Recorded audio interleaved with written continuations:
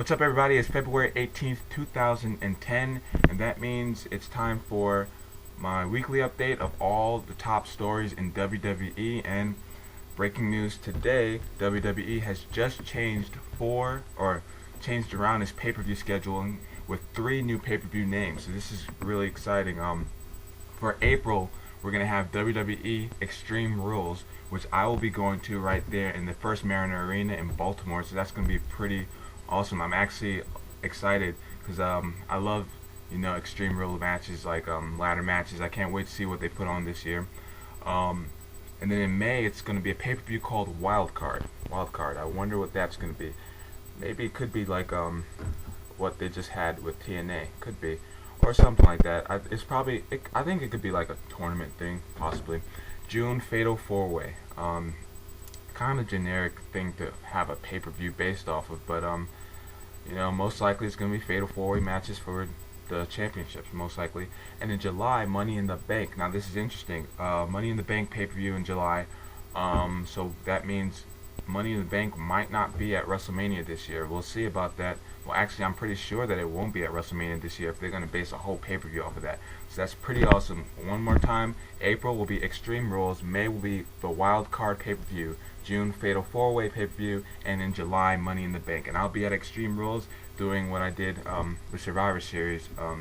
If you guys didn't check out that Survivor Series video yet, go check it out. But that's going to be extremely awesome. Alright, so on to less important news, but important news nonetheless. Steve Austin says he's not going to be wrestling another match because, or first of all, he won't be wrestling with Hogan, and second of all, he doesn't want to really wrestle another match because he doesn't want to perform at a level that's, lower than his standards. And I agree with that. I mean, I think if Steve Austin's going to come back for another match, he has to be 100% committed, so that's pretty, I can understand that. WWE says that Bret Hart broke his leg during the last segment. Now this is interesting because obviously it's fake, but it's interesting because now that he's broken his leg, I can see a scenario where it's not going to be a singles match. It's not going to be Bret Hart versus Vince. It's going to be John Cena and Batista are going to be involved with that match. So to all you people who predicted that, it's probably going to be John Cena and Bret Hart versus Vince McMahon and Batista in some form, some shape or form, something like that. Alright, let's see what else we have here. Alright, Bret Hart wants Jim Ross back on WWE TV because he says the action just isn't called the same without Jim Ross, and I can totally agree with that. I think ever since Matt Striker took over with Todd Grisham on SmackDown, SmackDown, it seems a little different, and even Raw, since Michael Cole took over in 2008, Raw doesn't have that same flair that only Jim Ross can bring. So hopefully Jim Ross comes back soon. I don't know if he's going to be doing a weekly thing, but hopefully he comes back soon. Alright, obviously this past Monday, WWE confirmed the Hall of Fame, another Hall of Famer that's going into the WWE Hall of Fame. It's going to be Antonio Inoki. So that's something if you are a fan of him. Alright, and also on Monday, obviously TNA confirmed that it's officially moving to Monday nights. This is old news, obviously, since Monday, but it's going to be live every other week, and it's going to tape a show for every other Monday. So starting starting March 8th. And then, speaking of March 8th in TNA, Hulk Hogan will be making his in-ring debut with TNA. So most likely he'll be wrestling a match, and hopefully he doesn't hurt himself too much because Hulk Hogan is not in the best of shape. He can barely walk, much less wrestle a match. So we'll see how that goes. So a couple other things. Alright, so the Elimination Chamber is coming up this Sunday. So let's give you a rundown of the matches and my predictions for the matches. Now we only have 4 matches announced as so far, and I think WWE will definitely need to put another match in there before Sunday because it's not looking like a pay-per-view worth $45. That is ridiculous. I mean, at least give if you're gonna charge $45, you might as well like give them give people a voucher or something to be able to buy the DVD when it comes out or something, because $45 for a pay-per-view is kind of outrageous. Alright, here's the pay-per-view card. World Heavyweight Championship Elimination Chamber. Obviously, you know who all is in that one. This is SmackDown one.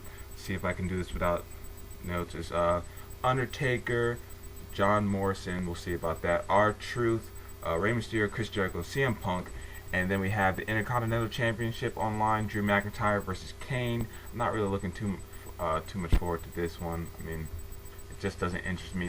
So, the WWE Championship Elimination Chamber from Raw. You got Sheamus, John Cena, Randy Orton, Kofi Kingston, Triple H, and Ted DiBiase. So, there you go. And the last match for the Divas Championship, it's going to be Gail Kim versus Maurice. Alright, my predictions. World Heavyweight Championship match. No doubt in my mind that Chris Jericho is going to win this, go on to face Edge at WrestleMania. No doubt. Alright, Intercontinental Championship. No doubt Drew McIntyre is going to win. Kane is just not going to get it. Poor Kane. I mean, he needs something to be relevant, and he needs to go back to how he used to be a dominant superstar. Kane needs to get a top belt, but as of right now, I don't think WWE is going to put any belt on him. So, too bad. WWE Championship, Elimination Chamber, I think Sheamus will retain. If not, I think Triple H will win. He's won more Elimination Chambers than anybody else. He won 4 of them, I think, if I remember right. And if Triple H wins, it'll still be Triple H versus Sheamus at WrestleMania. Just Sheamus going for a rematch. Gail Kim versus Maurice, I really don't care who wins this match, to be honest, but I think it's going to be Gail Kim. I'm going to go out and say Gail Kim because she hasn't been doing much in the WWE since coming back from TNA, and I think they need to do something with her talent. Maurice is hot and all, but I don't think she's as talented as Gail Kim is in the ring. Alright, okay, so what do you guys think? First, real quick, for this Elimination Chamber card, tell me in the comments below for the Road to WrestleMania Challenge. Each match you get right, you get 5 points. So don't forget RTWM, and you don't have to list the actual match, just list the winners. I'll know which match you're talking about, and we'll see which one of you guys does the best in predicting the Elimination Chamber. Not really a difficult pay-per-view to predict, you know. And if they do announce another match, just come back to the video if you want, and just you know say who you think's gonna win that. Now, real quick before I end. Alright, I just bought from Best Buy John Morrison Rockstar, and I've been watching it for a while. It's only 3 hours long. It's a 1-disc DVD, but it's really, really good. John Morrison is one of the stars who puts on one of the most consistent matches. He puts on the most consistently good matches, is what I'm trying to say, out of any WWE superstar today. I'm gonna say that. And so this pay-per-view, this DVD so far is pretty good. I'm going to recommend you buy it. For my full review, I'll do that next week when I finish watching, because I haven't finished watching it. Alright, thanks for watching, you guys. I'll catch you tomorrow with my SmackDown review. Peace out.